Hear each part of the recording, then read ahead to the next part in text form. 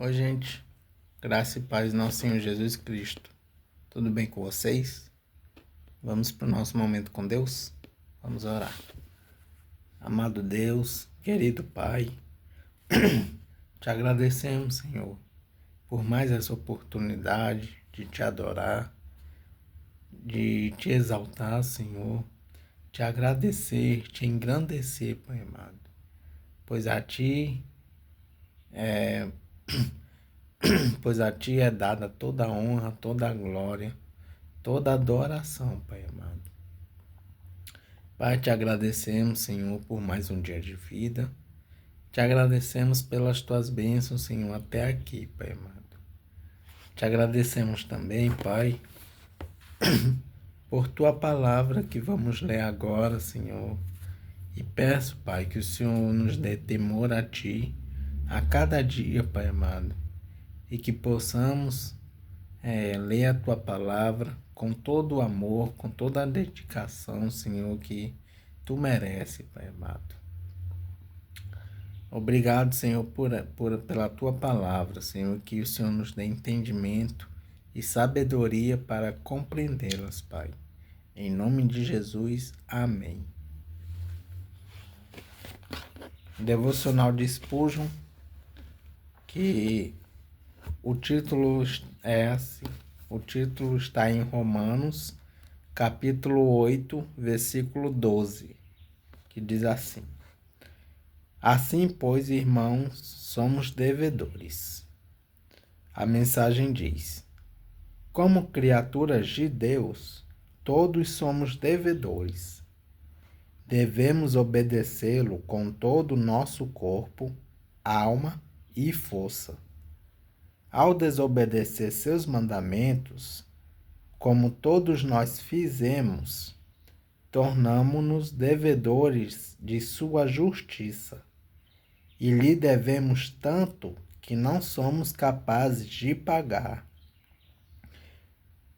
Mas do cristão pode-se dizer que não deve nada à justiça de Deus, pois Cristo pagou a dívida de seu povo. Por isso, o cristão ainda deve o amor. Eu sou um devedor da graça de Deus e de sua misericórdia indulgente, mas não sou um devedor de sua justiça, porque ele nunca me acusará de um débito que já foi pago.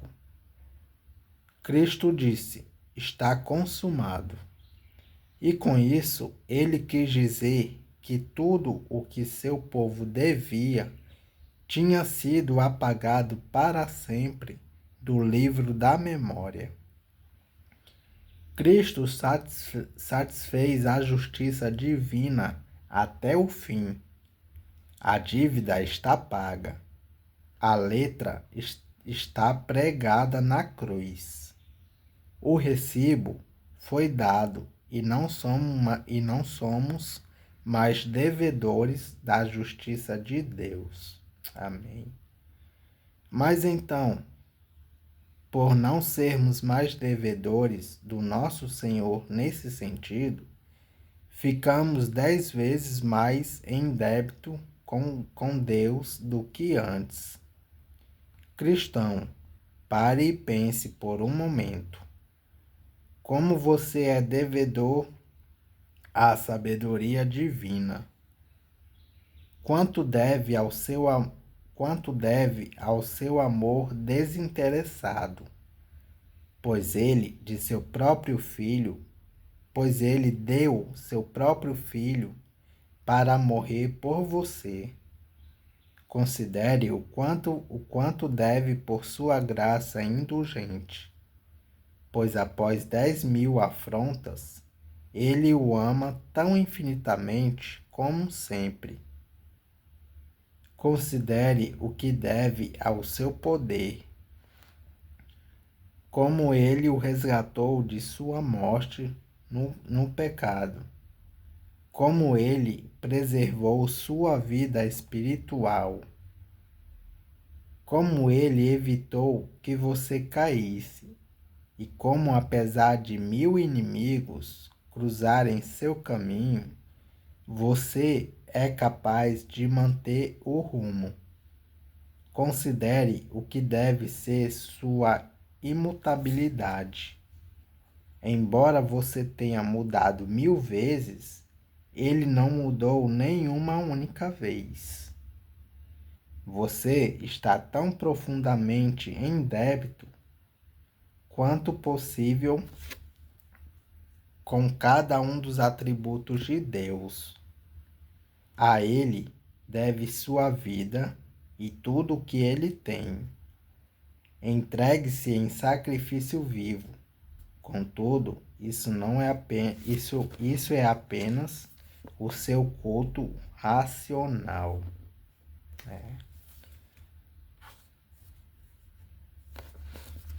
Devemos estar sempre nos caminhos de Deus, gente.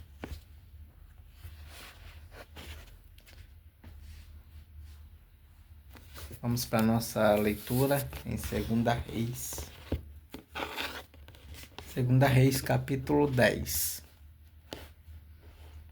Os filhos de Acabe são mortos.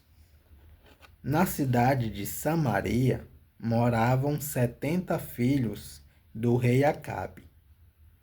Jeu escreveu cartas e as mandou às autoridades da cidade, aos líderes e às pessoas que tomavam conta dos filhos de Acabe. A carta dizia assim: vocês estão encarregados de tomar conta dos filhos do rei e têm carros de guerra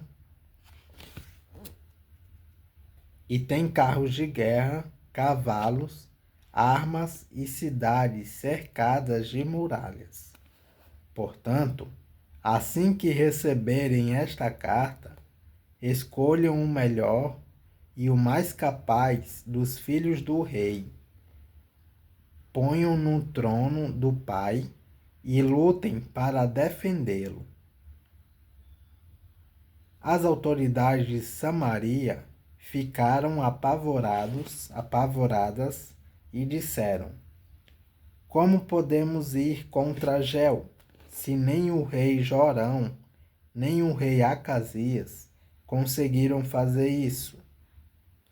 Aí o oficial encarregado do palácio e o oficial encarregado da cidade, junto com os líderes e as pessoas que tomavam conta dos filhos de Acabe, mandaram a Jeu esta mensagem: nós somos seus criados e estamos prontos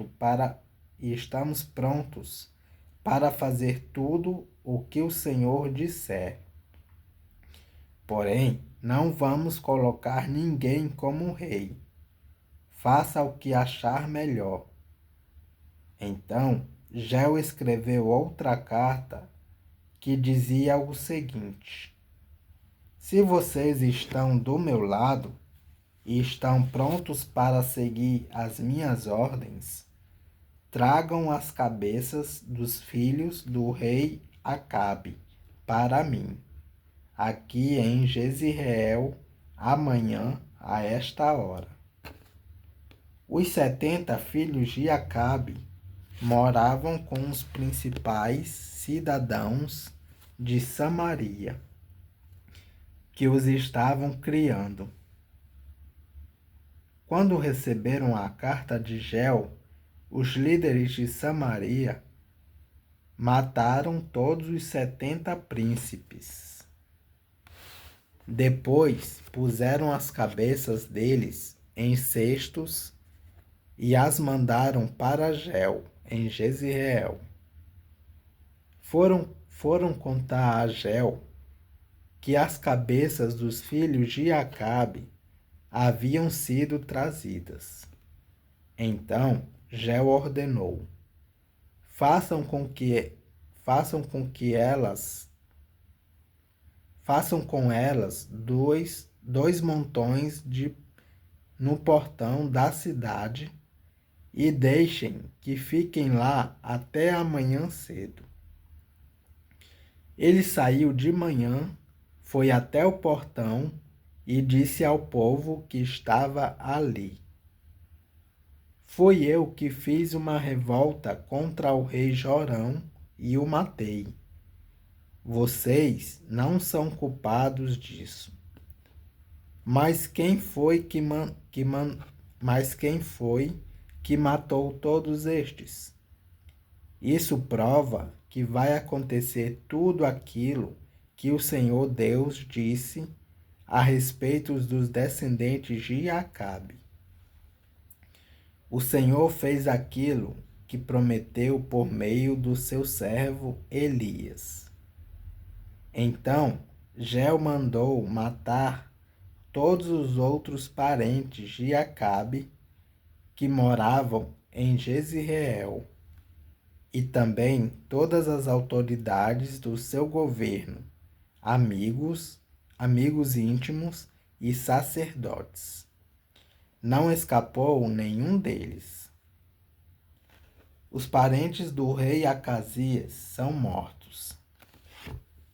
Jeu saiu de Jezreel para ir até Samaria. No caminho, num lugar chamado Campo dos Pastores, ele encontrou alguns parentes do falecido rei Acasias de Judá e lhes perguntou: Quem são vocês? Eles responderam: Somos parentes de Acasias.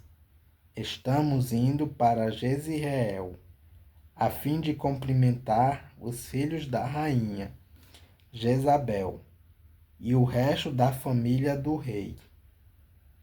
Então Jeu ordenou aos seus homens: Peguem essa gente, quero todos vivos.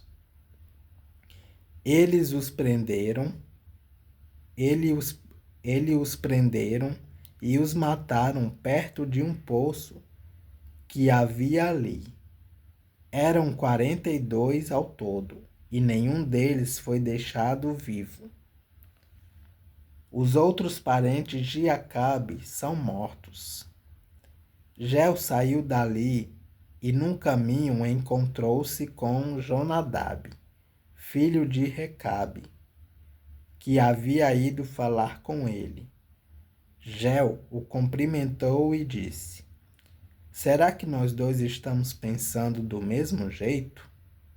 Sim, respondeu Jonadab. Então me dê a sua mão, disse Jeu. Eles apertaram as mãos e Jeu ajudou Jonadab a subir no seu carro de guerra. Jeu disse: Venha comigo e veja você mesmo como sou dedicado a Deus, o Senhor. E Jeu o levou no seu carro para Samaria. Quando chegaram lá, Jeu matou todos os parentes de Acabe, não deixou nenhum vivo, conforme o Senhor tinha dito a Elias que ia acontecer. Os adoradores de Baal são mortos. Jeu reuniu o povo de Samaria e disse: O rei Acabe serviu pouco o Deus Baal, mas eu o servirei muito.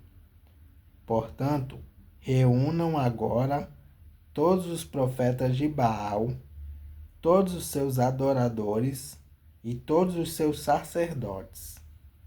Que não falte nenhum, pois eu vou oferecer um grande sacrifício a Baal, e quem não vier será morto. Confesso que quando eu li isso aqui eu fiquei confuso, mas vamos prosseguir. Mas esse era um jeito de Jeu enganar os adoradores de Baal para poder matá-los. Então Jeu deu a seguinte ordem: Anunciem um dia de adoração em honra do Deus Baal. O aviso foi feito e Jeu mandou mensageiros por toda a terra de Israel. Então vieram todos os adoradores de Baal, não faltou nenhum.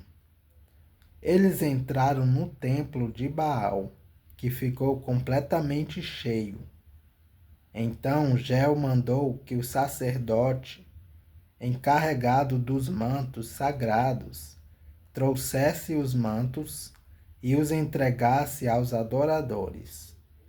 Depois disso, Geu entrou no templo com Jonadab, filho de Recabe, e disse às pessoas que estavam ali: Vejam bem que somente adoradores de Baal estejam aqui, e que nenhum adorador de Deus, o Senhor, tenha entrado.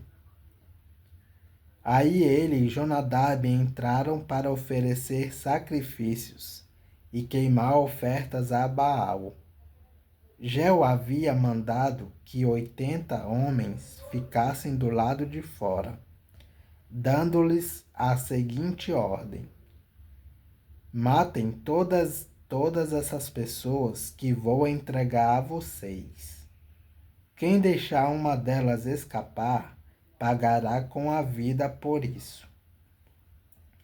Assim que Geu apresentou as ofertas, disse aos guardas e aos oficiais: Entrem e matem todos. Não deixem que nenhum escape. Eles entraram com as espadas na mão, mataram todos e jogaram os corpos para fora. Então entraram no santuário interior do templo, levaram para fora as colunas que estavam no templo de Baal e as queimaram. Também destruíram a coluna de Baal e o seu templo, e fizeram esse templo virar uma privada, que existe até hoje. Foi assim que Geu acabou com a adoração de Baal em Israel. Mas ele não abandonou os pecados do rei Jeroboão, filho de Nebate, que levou o povo de Israel a cometer o pecado de adorar os touros de ouro que ele havia colocado em Betel e em Dan. O Senhor Deus disse a Geu: Você fez com os descendentes de Acabe tudo aquilo que eu queria que fizesse. Por isso, prometo que até a 4ª geração, os seus descendentes serão reis de Israel. Mas Geu não obedeceu de todo o seu coração à lei do Senhor, o Deus de Israel, nem abandonou aqueles mesmos pecados que Jeroboão havia feito o povo de Israel cometer no passado. A morte de Geu. Nesse tempo, o Senhor Deus começou a diminuir o território de Israel. O rei Hazael da Síria conquistou todas as terras israelitas que ficavam a leste do rio Jordão, até a cidade de Aroer, no rio Arnon, no sul. Isso incluía as regiões de Gileade e Bazã, onde moravam as tribos de Gade, Ruben e Manassés do leste. Todas as outras coisas que Geu fez e também os seus atos de coragem estão escritos na história dos reis de Israel. Ele morreu e foi sepultado em Samaria, e o seu filho Joacás ficou no lugar dele como rei. Geu governou 28 anos em Samaria como rei de Israel. É isso, gente. Capítulo 10 de 2 Reis. Que Deus os abençoe.